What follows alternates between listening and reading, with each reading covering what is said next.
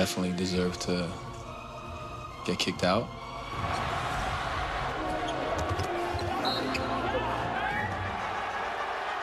We got punched in the mouth tonight, and we'll be back. Game 3 between the Heat and Bulls from the Madhouse on Madison, following a game which featured 60 free throws, 51 fouls, 9 technicals, 2 ejections, anticipating another physical encounter, and it would not disappoint. I have never seen an NBA game where guys don't shake hands before the game. This is very rare, and I think it goes to the deep-seatedness of their discontent with each other. We also saw Derrick Rose, Kirk Heinrich. They wouldn't play, nor would Luol Deng. And as for the physical nature, didn't take long. We got right into it. Nate Robinson drive, fouled by Chris Anderson, and Joakim Noah with the shove. Here it is.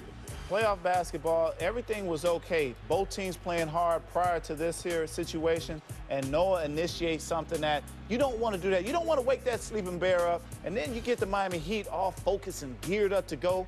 Let's do it. Chris Anderson did appear he was getting off of Robinson and getting back to his feet. Technical for Noah. He's had a technical in every game in this series, and then it got real nasty. Nazir Mohammed shoving LeBron James. Nas is a good guy. I know Nas, he's a buddy of mine, but this was uncalled for, especially with him being a veteran, a big brother to a lot of those guys. He has to utilize better discretion on that. LeBron James had the technical, so they were going to get a free throw and then kind of just took the wind out of their sails, because they're going to get a technical right back and an ejection. Exactly. 3 ejections in 2 games. Joey Crawford going to make the call, and an already shorthanded Bulls team down a body. Yeah, and that again, it goes back to be smart out there.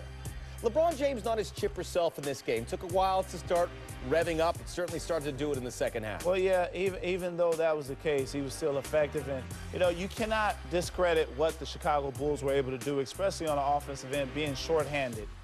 Nate Robinson at 17, but then another big exchange there, and they would not budge. But you got the feeling that this Bulls team would eventually run out of steam. Some frustration between Mario Chalmers and Chris Bosh. And this is okay. You know what? This is big brother talking to little brother saying, look here, I've been here before. I need you to do this. And you watch Chalmers. He's receiving it. Now Noah's trying to get something going there, but Chalmers is receiving what's being taken place. And then LeBron James blocked by Nate Robinson. 5'9". Bang! Yeah, Nate had a LeBron block there. Usually you see LeBron doing that to others, but Nate was like, I won a slam dunk championship before. I can get up. LeBron James never won a slam dunk contest. Has he ever? Yeah, he hasn't. No, he hasn't. Maybe one day. We can only dream. And then Dwayne Wade, very efficient performance from him. 5 of 7 from the field. And then Carlos Boozer with that World Be Free drop. Yeah, he had a great game for them, but unfortunately he didn't have enough of that. LeBron James, 25 points, although 13 in the first 3 quarters. He got 12 in the fourth, and then Norris Cole. Great ball movement. You saw LeBron James take the double team. He swings it to Chris Bosh, who does not hesitate to get it to the open player. And then LeBron James with the contact, and at this point, the Bulls were running on empty. Yes, they were, and it's his strength. LeBron James being able to go in there, absorb the contact, and still finish the play. So the Heat take Game 3, and in the process, just like the Spurs, take back home court advantage in this one. The Bulls, who were running on empty in the fourth, saw their bench outscored by the Heat 36-8. Norris Cole leading the way with 18, who is 8 for 8 from 3 this series. It was physical right from the get-go. LeBron addressed that exchange earlier with Nazir Mohammed.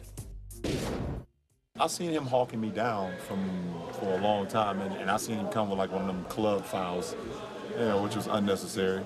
And I just basically tried to protect myself and stand my ground, and yeah, definitely surprised me that he pushed me like that. But hey, whatever. I'm here to play basketball. I don't really get into the extracurricular of things. I mean too much to my team to even get involved in stuff like that. Both teams are very competitive, but I don't think anything was over the top. I think both teams would say that.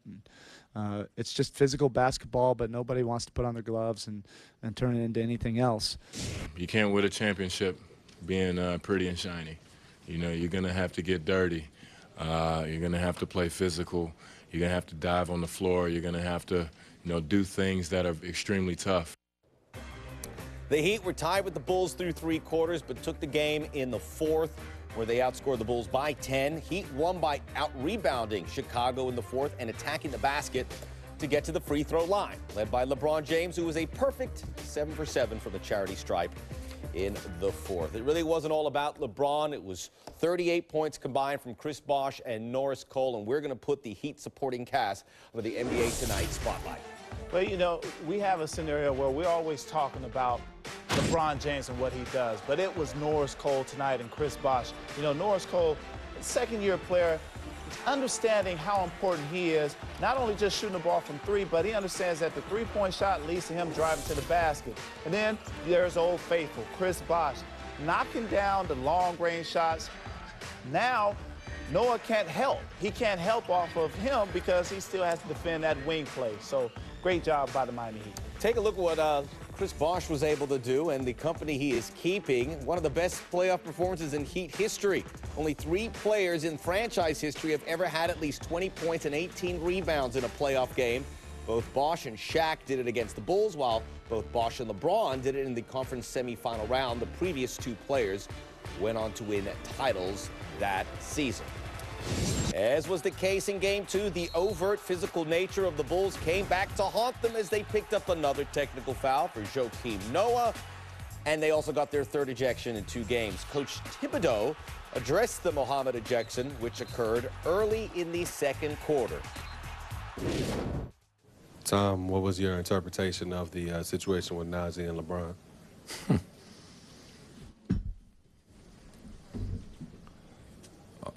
From my angle, I just saw a guy basically flop. You know, that's, and I'm gonna leave it at that. I just want to clarify, are you disputing Nazi's ejection? Yeah, I didn't think it warranted, you know, an ejection.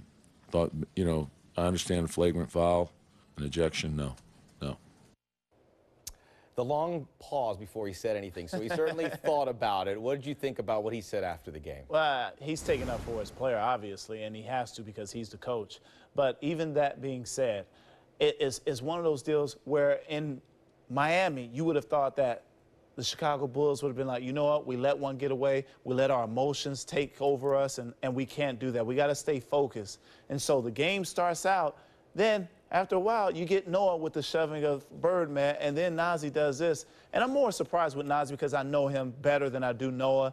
He's a guy that understands the temperament of the game. He's been in different finals before, so it's a little disturbing from the standpoint of you being a leader or a veteran on a team where you have to be the example. You can't allow the emotions to ever take over. You saw what the Miami Heat did, and they had ample opportunity to sit up and say, hey, you know what, shame on them for doing this to us. But they didn't. They kept playing, and that's what you need to do in playoff basketball. LeBron James stayed above it. As for Nazr Mohammed, he's not the big name there, but without him, they had to play with a 7-player rotation, so he was missed. Based on the way you saw this team play down the stretch, they had nothing left. We look at the physical nature, the personal fouls, some lofty numbers, technical fouls. 8 is what grabs your attention.